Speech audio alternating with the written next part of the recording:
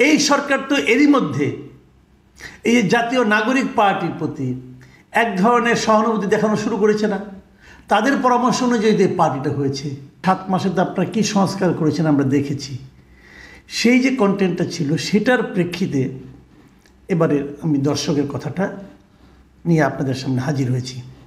প্রথম যে দর্শকের বক্তব্যটা তুলে ধরছি সেটা লিখেছেন মোহাম্মদ শাহজাহান আলী। তিনি লিখেছেন, আপনি ঘোড়ার ডিম বোঝেন। সংস্কার করার জন্য কেবল পলিসি মেক করা হয়েছে, সেটা সবার মতামতের জন্য পাঠানো হয়েছে। যে কথাটা আপনি বলেছেন কথাটা ঠিক, কেবল পলিসি মেক করা হয়েছে, সেটা সবার মতামতের জন্য পাঠানো হয়েছে। আপনি এই কথাটুকু মানতে রাজি আছি। আর প্রথমে যেটা বলেছেন আমি ঘোড়ার ডিম বুঝি, ওটা নিয়ে আমার কোনো মন্তব্য নাই, হয়তো তাই, আমি জানি না। আমি বোকাশোকা মানুষ, আপনি জ্ঞানী মানুষ, আপনি যদি বুঝতে পারেন আমি ঘোড়ার ডিম বুঝি, আমার কোনো আপত্তি নাই ভাই। তাহলে আমি একটা কথা বলতে চাই, এখানে এই পলিসি মেক করার জন্য 7 মাস সময় লেগেছে, এটা কি একটু বেশি মনে হচ্ছে না আপনার কাছে? যদি পলিসি মেক করার জন্য 7 মাস লাগে, তো বিভিন্ন জনের মতামত দিবে, তারা বলবে তোমরা 7 মাসে যে পলিসিটা মেক করেছো সেটার ব্যাপারে আমার মতামত দিতে আরও 7 মাস সময় দাও। ভাই, অনন্তকাল একটা অনির্বাচিত সরকার থাকতে পারে না। আমি ডক্টর ইউনূসের সমালোচনা, ডক্টর ইউনূসের যোগ্যতা নিয়ে প্রশ্ন হয়তো করলে অনেকে মাইন্ড করবেন, কিন্তু সেটা আমরা বাদ রাখলাম। ডক্টর ইউনূস যে সমস্ত লোকদেরকে নিয়ে এই উপদেষ্টা পরিষদ গঠন করেছেন, তাদের সম্পর্কে আপনাদের কী ধারণা? আমি একটা এক্সাম্পল দিয়ে বলি। নূরজাহান বেগম নামে এক ভদ্র মহিলাকে স্বাস্থ্য উপদেষ্টা বানানো হয়েছে। উনি এই 7 মাসে কী কাজ করেছেন ভাই বলেন তো? পলিসি মেক না করা হয়েছে। নূরজাহান বেগমের নাম আপনি জানতেন আগে কখনো?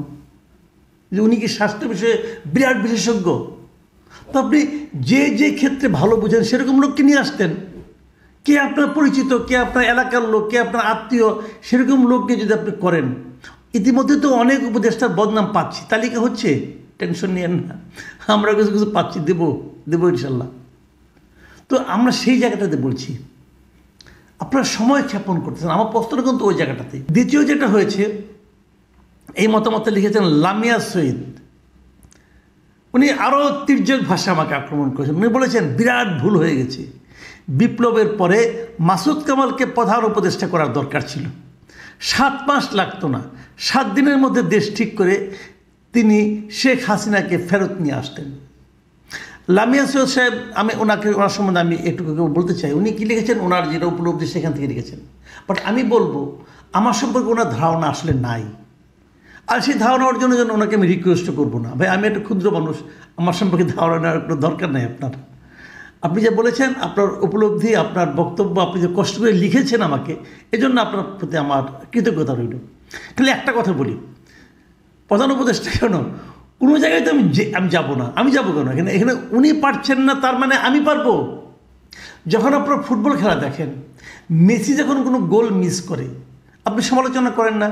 এখন তাই যদি আপনাকে বলা হয় এই মেসির মিস নিয়ে তুমি এত কথা বলো কোনো, যাও তুমি যাই খেলো মেসির জায়গায়, তুমি পারবা? তো আপনি তো পারবেন না। যেটা আপনি পারবেন না সেটা আপনি বলতেও পারবেন না। আমরা বলতে পারবো। আমরা ওনার কাছে কি প্রত্যাশা করি আমি সেই কথাটা বলি। আমি বলি নাই ওনার জায়গায় আমাকে নেওয়া হোক। আমি কীভাবে পারবো? আমি তো এই কাজ কখনো করি নাই। যে কাজ আমি কখনো করি নাই সে কাজ আমি করতে যাবো কেন? আপনার এই প্রশ্নের প্রেক্ষিতে আরও একবার বলি, ভাই নিশ্চিত থাকেন, অনেকে এটা বলে যে আমি নাকি পদ না পেয়ে এরকম করছি। আপনাকে বলি, আমি জীবনে কোনো দিন কোনো ধরনের সরকারি পদে যাব না এই কারণে, যেটা কোনো অহংকার না, যাব না এই কারণে এটা আমার অযোগ্যতা। আমি তো ওই কাজগুলো শিখি নাই, যে কাজ আমি শিখি নাই সে কাজ আমি করতে যাব কেন? কাজে আপনারা আমাকে নিয়ে টেনশন করেন না, আপনারা জ্ঞানী মানুষ, অন্য কিছু না ভাবেন। একই রকম কথা আরেকটা বলা হয়েছে, নিউরোটোন। উনি লিখেছেন আপনাকে যদি বাংলাদেশ চালানোর ক্ষমতা দেওয়া হইতো তাহলে আপনি 50 বছরে কোনো কিছু করতে পারতেন না। বাংলাদেশের জনগণ গ্যারান্টি দিয়ে বলতে পারে, এটা গ্যারান্টি পাই আমি দিচ্ছি, আমি পারতাম না, আমি তো দায়িত্ব নিতাম না। কাজেই সে আলোচনা নিয়ে আলোচনা করার কোনো মনে হয় প্রয়োজন নাই। শাহিন রহমান লিখেছেন 16-17 বছর ওয়েট করলো জাতি ইলেকশনের জন্য, আর কিছু সময় ওয়েট করলে অনেক ক্ষতি হয়ে যাবে না। এটা আমি আপনার সঙ্গে একমত, অনেক ক্ষতি হয়ে যাবে না। কিন্তু আপনি কি নিশ্চিতভাবে বলতে পারেন যে আর কিছুদিন ওয়েট করলে জাতি একটা অবাধ ও নিরপেক্ষ নির্বাচন পাবে? আপনি শিওর? আপনি কীভাবে শিওর হবেন? কারণ এই সরকার তো এরই মধ্যে এই যে জাতীয় নাগরিক পার্টির প্রতি এক ধরনের সহানুভূতি দেখানো শুরু করেছে না? তাদের পরামর্শ অনুযায়ী যে পার্টিটা হয়েছে, তাহলে আপনি কীভাবে শিওর হবেন? অপেক্ষা করতে কোনো সমস্যা নাই, কিন্তু অপেক্ষাটা যেন যৌক্তিক হয়, আমি সেই কথাটাই বলেছি। এরপর যে মন্তব্যটা এসেছে, সে লিখেছে ম্যারি রয়। তিনি লিখেছেন, উন্নয়ন কি হয় নাই? সারা বাংলাদেশে শেখ হাসিনার উন্নয়ন দৃশ্যমান, আর এখন কি হচ্ছে? শুধু ধ্বংস, লুটপাট আর দেশ থেকে মুক্তিযুদ্ধ মুছে ফেলা। সেইগুলি চোখে দেখেন না? কিসের সঙ্গে কিসের তুলনা?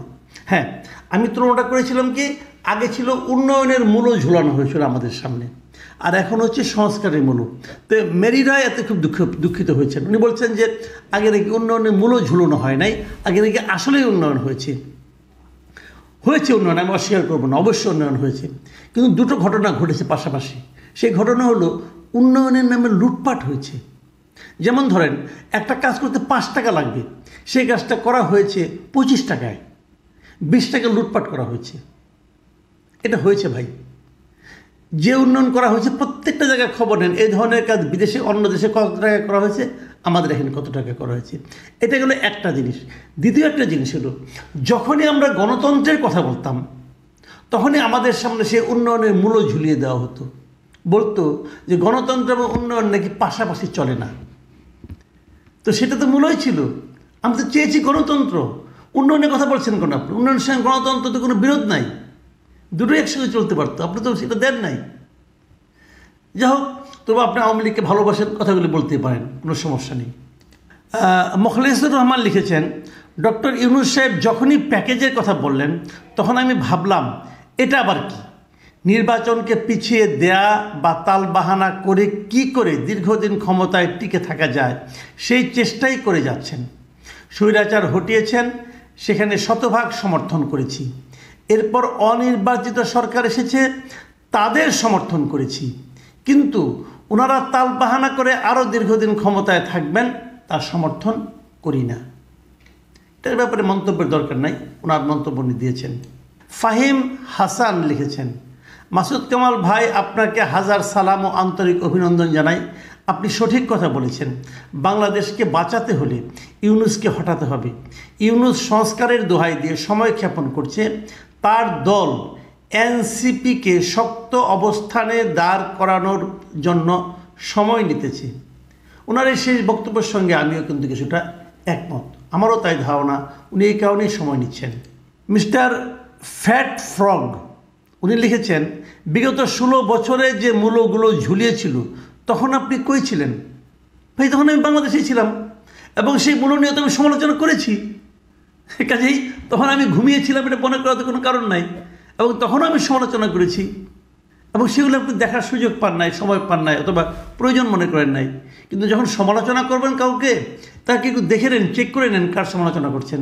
মিলিয়ন্স লিখেছেন, 7 মাস পরেও যদি বলে জনগণ সংস্কার চায়, এবং যদি ছোট চায় তাহলে একরকম, যদি বড় চায় তাহলে আরেক রকম। অর্থাৎ ইউনূস সাহেব এখনও নিশ্চিত নয় যে জনগণ কোন ধরনের সংস্কার চাচ্ছে। কি অদ্ভুত কথা! সংস্কার নামের মূল্য দিয়ে ক্ষমতায় থাকার কি উদগ্র চিন্তা! আসলে জনগণ যতদিন না আবারও ইউনূসের বিরুদ্ধে আন্দোলন করতে হবে, এটা নিশ্চিত। ইউনূসের পরিকল্পনা হলো জাতীয় নাগরিক পার্টিকে নির্বাচনে জেতার মতো সকল ব্যবস্থা করেই তিনি নির্বাচন দেবেন। ডক্টর ইউনূস সরকার, তারাও সেভাবে বুঝতে পারবেন কিনা জানি না। তারা কি প্রথম চিঠিটা তো অনেক আগের থেকে খুলে ওনারা পড়া শুরু করেছেন, দ্বিতীয় চিঠিটাও খুব শিগগিরই ওনারা খুলবেন কিনা সেটাও বলতে পারছি না। প্রিয় দর্শক, এখন এ পর্যন্তই। আল্লাহ হাফেজ।